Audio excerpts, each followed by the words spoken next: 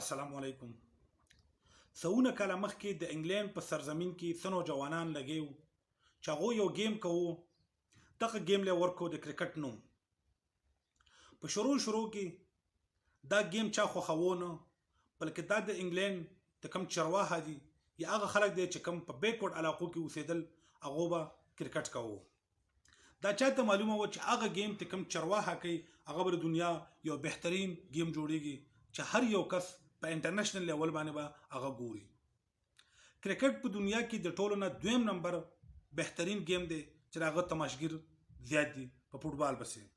اول نمبر فوټبال ډیر زیات تماشګر دي او دویم نمبر د کرکټ زیات تماشګر دي. د کرکټ تاریخ دا ډیر زیات پخوانی دی. کوم د کرکټ تاریخ ته وګورو نو د انګلند په یو عدالت کې یو کیس روانو د ځمکې په تنازعه باندې، او په دغه کیس کې د کوم د کرکټ حواله ورکړل شوی، نو د دې نه دا ظاهریږي چې دا ډیر پخوانی گیم دی. بیا ارتقایی عمل پکې رالی. دا گیم ته کوم د چرواها گیمو دا ورورو اډوانس شو، ارتقایی عمل پکې رالی، او په اخره کې دا امیر مالدار خلکو د خپل جواری لپاره یا د خپل اډورټایزمنت لپاره یا د خپل مشغلات لپاره دا گیمونه شروع کړو. کرکټ په کم لیول باندې انټرنیشنلایز شو او په کم لیول باندې دته یو بین الاقوامي تقویت ملاو شو. نو په دې باندې موږ خبره کوو. تاسو ټول ته معلومه ده چې د هر یو ملک یو قومي گیمي، او کرکټ ته کوم دی دا د انګلند قومي گیم دی چې خلک یې الته ډیر زیات خوښوي. د کرکټ متعلق خبره دار چې په 1975 کې د کرکټ تاریخ ډیر زیات پخوانی دی، خو په 1975 کې دا په دې لیول باندې خبره وشوله چې کرکټ لپاره خپل یو کاین ټاس دا ډیولپ کو چې کوم ټاس وګټو هغه به بیټینګ کوي یا به هغه سره اختیار وسره چې هغه کوم فیصله کوي، بیټینګ کوي او کو بالینګ کوي. او د دې سره امپایر وټاکو. د دې نه مخکې په کرکټ کې امپایر نو د نیوټرل لپاره یا د ختمي فیصله لپاره په کرکټ کې امپایر هم وټاکو چې دې فیصله به زمنګ سره ختمي فیصله دې نه برابر به فیصله نه کیږي.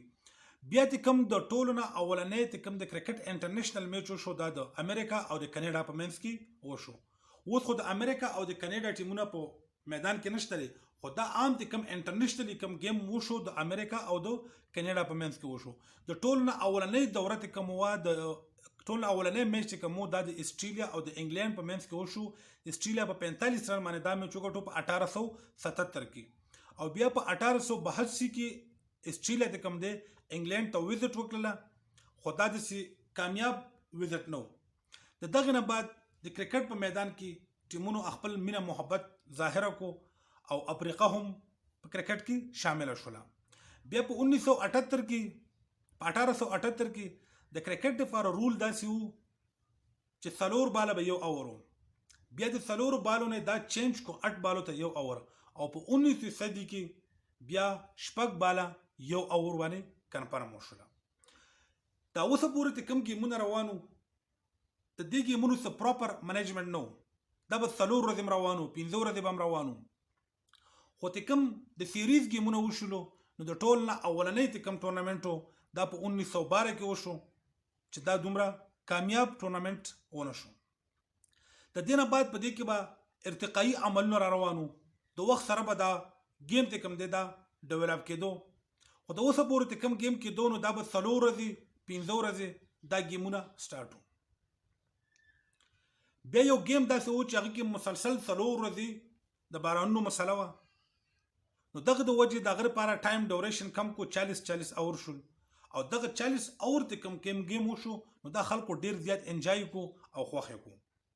نو دغه نه بعد ته کوم منیجمنټو کم د انګلند بورډو هغه دا سوچ وکړو چې موږ به یو داسې گیم ډیولپ کوو د کرکټ لپاره چې شوقیان او خلک ډیر زیات انجوای کړي. نو دا هغه نه بعد په 1962 کې د انګلند کم لوکل کاونټي و هغه کې ون ډے گیم وشو. خدای یاد ساتي چې کله ون ډے گیم سٹارټ شو نو دا په 60 اور باندې اول ډیفرنٹ. اول په ون ډے گیم کې 50 اور نو دا به 80 اور نو. نو دغه رنګي بیا د ون ډے کیریئر آغاز شروع شو. نو په 1971 کې ما تاسو ته خبر وکړه چې ټیسټ میچ سٹارټ وو، خو دغه میچ چې کوم دی دا څه پراپر نتیجو باندې ختم نشو. الته کوم دی د بارانونو او د دغه مسله رااله. نو دغه میچ 40 اور ته کو، او د 40 اور نه بعد د خلکو هغه مینه محبت د گیم سره سیوا شو تیار د قرنګ یو شارټ فارمیټ باندې گیم کیږي نو دا بخي لکه نن سبا د څنګه خلک دا T20 گیم خوخی نو دغه په بنیاد باندې د 40 اور گیم وشو.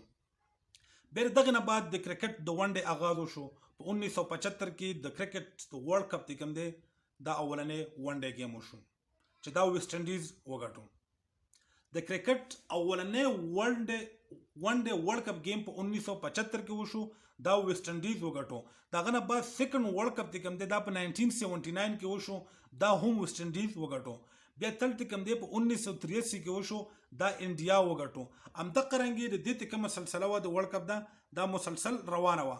د 1996 ورلد کپ به په اخیره کې چې کم د 1992 ورلد کپ رالی چې کم یو داسې ټیم و چې هغه ډیر زیات کمزوری ټیم او عمران خان په کپتانۍ کې هغه ټیم یو داسې لیول ته ورسو چې دنیا ومنله او په 1992 ورلد کپ کې گرین شرټ او هغه سره په وایټ بال ته کوم دی دا متعارف شو.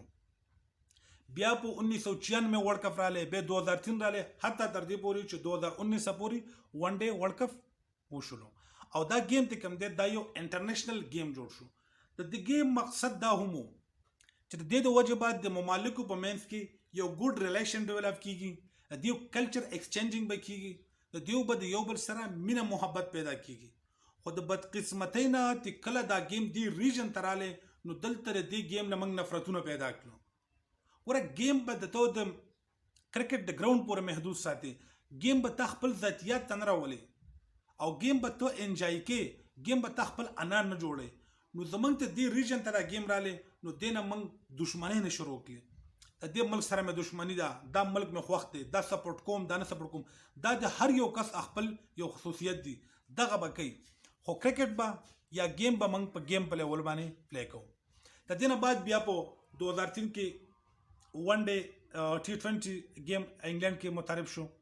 اصل کې دا گیمونه چې څومره هم ډیولپ شوي دي نو دا په انګلند کې شوي ځکه چې دا د هغو یو قومي گیم او په دنیا کې د ټولو نه زیات دویم نمبر باندې د دې تماشګر دي خلک یې انجای کوي هم او زیاتر نوجوانان ځوانان دا غواړي چې موږ په انټرنیشنل لیول باندې کرکټ وکړو او ان شاء الله د کرکټ میدانونو به همیشه آبادي د کله د کرکټ میدان آبادي نو هسپتالونه ویرانی خدا د چې کرکټ سره به موږ مینه محبت کوو د پلیرانو سره به کوو دا به خپل ذاتیات له یا کنزل یا ګالم ګلوش لبا دا موږ نه دخ کوو.